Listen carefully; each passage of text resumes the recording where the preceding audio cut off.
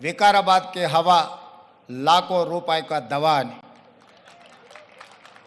వికారాబాదులో ఉన్న అడవిని ఆనాడు నిజాం సర్కార్ మెడిసినల్ ప్లాంట్స్ పెట్టి మీకు మొత్తం తెలంగాణ రాష్ట్రంలో ఉండే టెంపరేచర్ కంటే చిరంజీవి గారు వికారాబాద్లో వికారాబాద్ అటవీ ప్రాంతంలో 2-3% టెంపరేచర్ తక్కువ ఉంటుంది.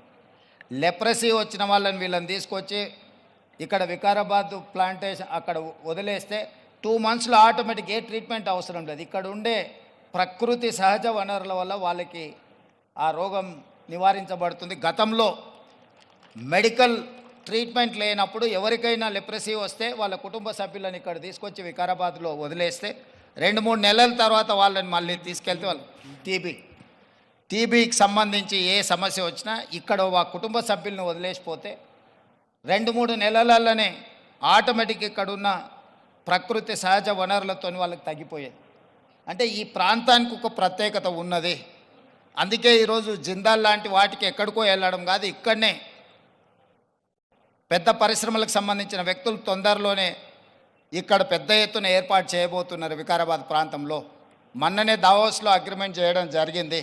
తొందరలో వికారాబాద్ ప్రాంతాన్ని ఎకో టూరిజంలో పూర్తి స్థాయిలో అభివృద్ధి చెయ్యాలని ప్రభుత్వం ఏదైతే అనుకుంటుందో ఒక అడుగు ముందు ప్రభుత్వానికంటే రామ్దేవ్ గారు వేసి ఇంత మంచి వ్యవస్థని ఇక్కడ ఏర్పాటు చేసిండు. తొందరలో ఈ ప్రాంతం యొక్క అభివృద్ధికి ఇది ఒక ప్రాతిపదిక అవుతుంది. అందుకే ఈరోజు ఈ నిర్వాహకులను రామ్దేవ్ గారిని మనస్ఫూర్తిగా తెలంగాణ రాష్ట్ర ప్రభుత్వం అభినందిస్తుంది. ఇంకా రావాలి ఇట్లాంటి పర్యాటక క్షేత్రాలు. ఇదొక వ్యాపార కేంద్రంగా కాకుండా పర్యాటక క్షేత్రంగా కూడా రాణిస్తుంది అనడంలో ఎలాంటి సందేహం లేదు. ఈరోజు నాతో పాటు చిరంజీవి గారు, సీఎం రమేష్ గారు, మా మంత్రులు, శాసనమండలి సభ్యులు, శాసనసభ్యులు అందరూ రావడం, ఇట్లా కార్యక్రమం రోజువారీగా ఎన్నో రాజకీయ కార్యక్రమాలలో పాల్గొంటుంటాం.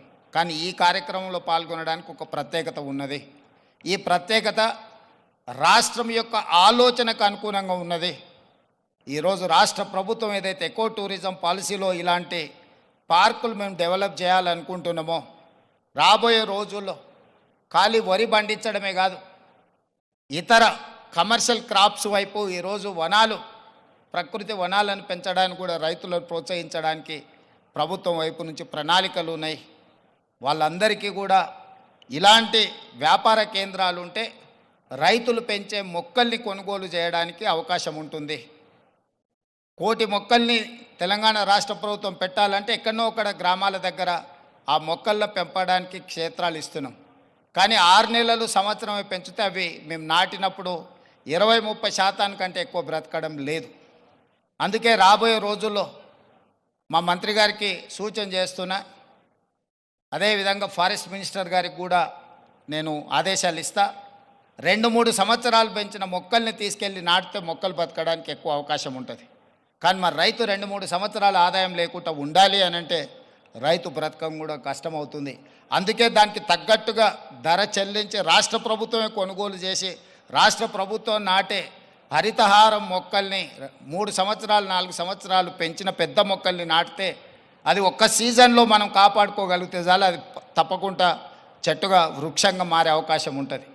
అందుకే రాబోయే రోజుల్లో ప్రభుత్వం యొక్క విధి విధానాలను చర్చించుకొని వాటిని సవరించుకొని తెలంగాణ రాష్ట్రాన్ని ఒక ప్రకృతి వనంగా మార్చాలని. అక్కడ రామయ్య గారు ఉన్నారు, ఒక సామాన్యమైన రైతు.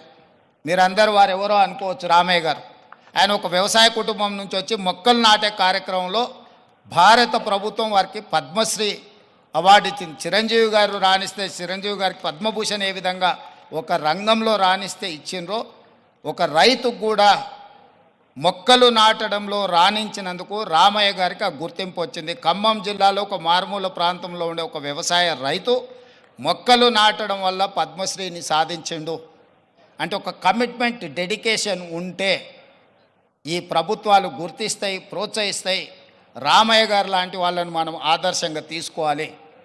అందుకే ఈ మధ్యకాలంలో కేంద్ర ప్రభుత్వాన్ని కలిసినప్పుడు మాకే నాంపే ఎక్ పేట్ అంటే తల్లి పేరు మీద విద్యార్థులందరూ ఒక మొక్కను నాటి దాన్ని సంరక్షించాలనే ఒక విధానాన్ని ముందుకు తీసుకొస్తున్నాము. ప్రతి విద్యార్థి తమ కన్న తల్లి పేరు మీద ఒక మొక్క నాటి ఆ స్కూల్లో ఆ మొక్కను కాపాడితే కొన్ని లక్షలాది కోట్లాది మొక్కల్ని ప్రతి సంవత్సరం మనం పెంచుకుంటూ పోవచ్చు. ఇట్లాంటి వినూత్నమైన కార్యక్రమాలను ప్రభుత్వం తీసుకురావాలనుకుంటుంది. తొందరలోనే ఈ విధి విధానాలతోని ముందుకు వస్తాం. ఏది ఏమైనా రామ్దేవ్ గారిని మనస్ఫూర్తిగా అభినందిస్తున్నా. ఒక మంచి పర్యాటక క్షేత్రంగా దీన్ని తీర్చిదిద్దండి. ప్రభుత్వం వైపు నుంచి అవసరమైన సహకారం తప్పకుండా ప్రభుత్వం అందిస్తుంది. మంత్రి జూపల్లి కృష్ణారావు గారు, స్థానిక శాసనసభ్యులు యాదయ్య గారు, మహేందర్ రెడ్డి గారు ఉన్నారు. ఏదైనా స్థానికంగా అంశాలు ఉన్నా కూడా వారు మీకు సంపూర్ణమైన సహకారాన్ని అందిస్తారని తెలియజేస్తూ మీ అందరి దగ్గర సెలవు తీసుకుంటున్నారు. ధన్యవాదాలు మిత్రులారా.